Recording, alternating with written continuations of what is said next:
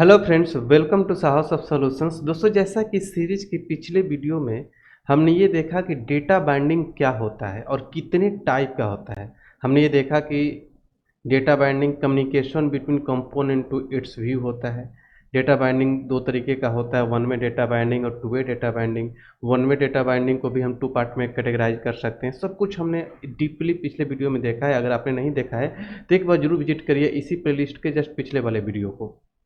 और आज के वीडियो में हम इंटरपोलेशन के बारे में देखेंगे। इंटरपोलेशन भी एक डेटा बाइंडिंग है, वो भी वन वे डेटा बाइंडिंग है। तो क्या होता है इंटरपोलेशन, इसके बारे में हम इस वीडियो में डीपली कवर करने वाले हैं विद प्रैक्टिकल। तो चलिए स्टार्ट करते हैं इस वीडियो को और देखते हैं कि इंटरपोलेशन क्या है। Communication between component to its view होता है, मतलब कि डेटा बाइंडिंग ही होता है इंटरपोलेशन। और डेटा बाइंडिंग में वन वे डेटा बाइंडिंग होता है इंटरपोलेशन, और वन वे डेटा बाइंडिंग में भी कंपोनेंट टू व्यू होता है। मतलब कंपोनेंट के किसी वेरिएबल के वैल्यू को अगर उसी के HTML पर बाइंड करना चाहते हैं तो आप इंटरपोलेशन यूज कर सकते हैं। और भी बहुत सारे component to view data mining होता है, जिसको आगे आने वाले वीडियोज में हम एक एक करके कवर करने वाले हैं। बस आप अच्छे से पेशेंस के साथ पढ़ते जाइए, सब कुछ डीपली आपको मिलने वाला है। तो आज के क्लास में, आज के वीडियो में हम इंटरपोलेशन बाइंडिंग के बारे में देखेंगे। जैसे कंपोनेंट से कोई डेटा भेजना है तो डबल करली ब्रैकेट के अंदर हम रख देंगे डॉम पर, HTML पर, तो उसका वैल्यू बाइंड कर देगा। तो बस इतना ही नहीं होता है, इंटरपोलेशन से और भी क्या क्या कर सकते हैं हम, उस तमाम चीज़ों को हम इस वीडियो में कवर करने वाले हैं। तो बिना स्किप के इस वीडियो को स्टेप बाय स्टेप देखिए और साथ साथ आप भी प्रैक्टिकल करिए, ताकि आपको सब कुछ अच्छे से समझ में आ जाए। अगर आप नए हैं चैनल पर तो चैनल को सब्सक्राइब कर लीजिए, बेल के आइकन क्लिक कर लीजिए, ताकि आपको हर वीडियो का अपडेट मिलते रहे। हम लोगों ने फिलहाल एक टेस्टिंग का भी प्लेलिस्ट स्टार्ट किया है, उसको भी आप देख सकते हैं, जिसमें जैस्मिन फ्रेमवर्क पढ़ाया जा रहा है। दूसरा चीज़ के एज्योर का भी हमने एक प्लेलिस्ट स्टार्ट किया, उसको भी आप देख सकते हैं, ताकि आप क्लाउड की तरफ भी मूव कर सकते हैं। और भी ज़्यादा डीपली नॉलेज रखना चाहते हैं तो आप हमारा लाइव क्लास ज्वाइन कर सकते हैं, जिसमें कि बिल्कुल ही कॉर्पोरेट लेवल का ट्रेनिंग मिलता है विद प्रोजेक्ट ट्रेनिंग। तो आप इस वीडियो के डिस्क्रिप्शन बॉक्स में जाइए, वहाँ पर वेबसाइट का लिंक है, वहाँ पर सिलेबस देखिए, मोबाइल नंबर से इंक्वायरी करिए और बैच चूज करिए। तो चलिए स्टार्ट करते हैं इस वीडियो को और चलते हैं प्रोजेक्ट के। तो ये वही प्रोजेक्ट है जहाँ पर हमने पिछले वीडियो में एग्जाम्पल किया था। तो यहाँ पर हम क्या करने वाले हैं, इंटरपोलेशन करने। जैसा कि आपको पता है कि कोई भी एक कंपोनेंट क्रिएट करते हैं तो उसमें 4 फाइल क्रिएट होता है। एक TS का फाइल होता है, और एक HTML का फाइल होता है, एक CSS का फाइल होता है, रेस्पेक्टिव और TS फाइल होता है। तो TS फाइल को हम लोग बोलते हैं कंपोनेंट, जहाँ पर हमने यहाँ पर देखा था पिछले वीडियो में एग्जाम्पल, जहाँ पर हम लोग डायरेक्टिव देख रहे थे।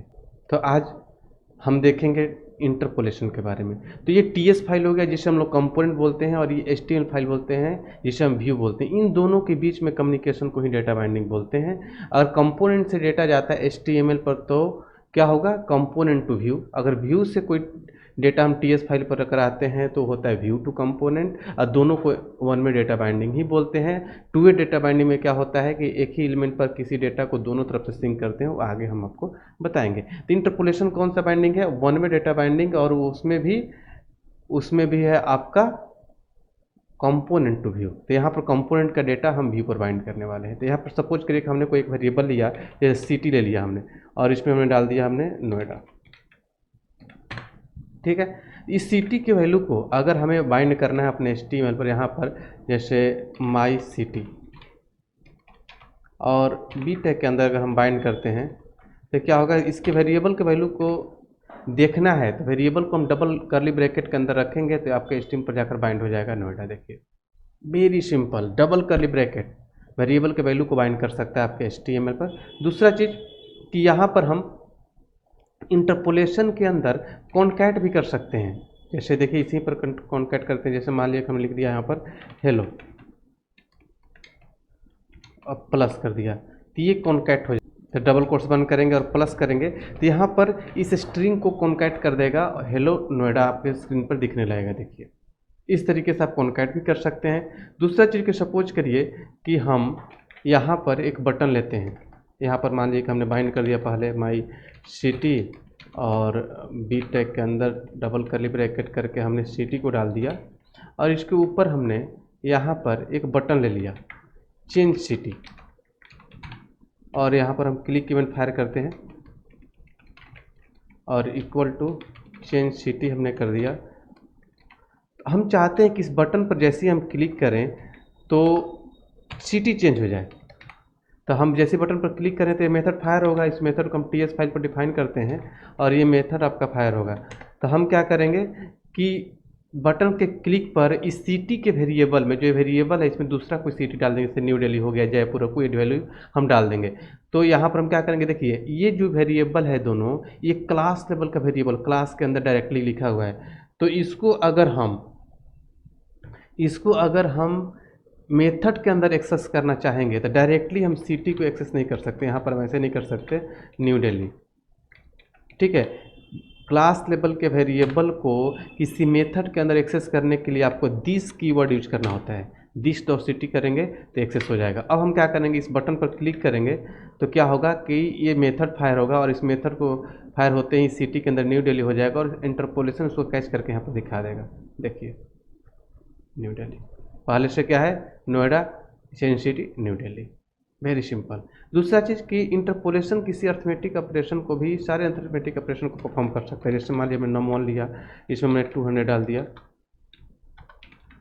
और एक num2 लिया, इसमें मैंने 100 डाल दिया, ठीक है।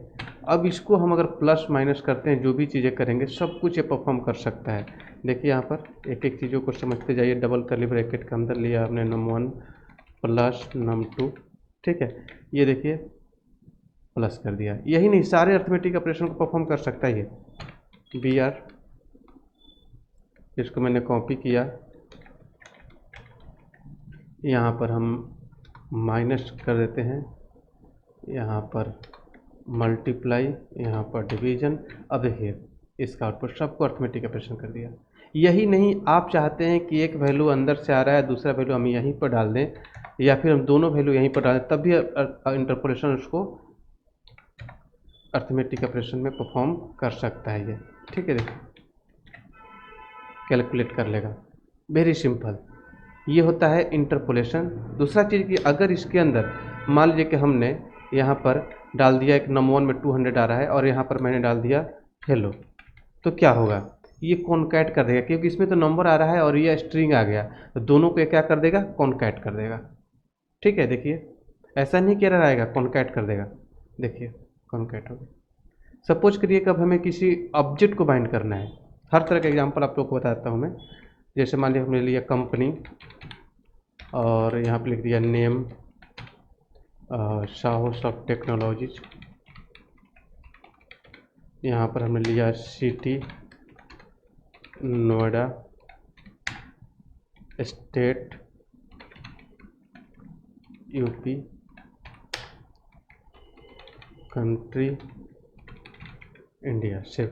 और इसको हम अगर कॉपी करके HTML पर बाइंड करते हैं, ठीक है, तो ये बोलेगा कि ऑब्जेक्ट है, डबल कर्ली ब्रैकेट के अंदर जैसे हम इसको लिखेंगे तो ये बोलेगा कि ऑब्जेक्ट है। देखिए ऑब्जेक्ट है और ऑब्जेक्ट टाइप का है। इसके वैल्यू को बाइंड करने के लिए हमें डॉट कीवर्ड का यूज करना होगा। इसको देखिए कैसे करेंगे, नेम डबल कर्ली ब्रैकेट के अंदर company dot name, B R tag, इसको हम कॉपी पेस्ट कर देते हैं, ठीक है। यहाँ पर हम लिख दिया सिटी, यहाँ पर लिख देते हैं स्टेट, यहाँ पर कंट्री, सिटी, स्टेट और कंट्री। डॉट कीवर्ड से उसके वैल्यू को आप निकाल सकते हैं। देखिए सारा वैल्यू आपके सामने बाइंड हो चुका है। तो इस तरीके से हम इंटरपोलेशन यूज करते हैं। ये एक डेटा बाइंडिंग है और वन वे डेटा बाइंडिंग है, और वन वे डेटा बाइंडिंग में कंपोनेंट टू व्यू होता है। तो आई होप कि आप लोग को समझ में आ गया होगा कि इंटरपोलेशन क्या होता है। फिर भी आपके माइंड में कोई भी कन्फ्यूजन हो तो हमारे कमेंट बॉक्स में जरूर शेयर करिएगा। अगले वीडियो में हम इंटरपोलेशन के अंदर ही एरर हैंडलिंग को सीखेंगे कि इंटरपोलेशन के अंदर अगर कोई एरर आता है तो उस एरर को कैसे हैंडल कर सकते हैं। तो चलिए मिलते हैं अगले वीडियो में अगले टॉपिक के साथ। तब तक के थैंक यू सो मच।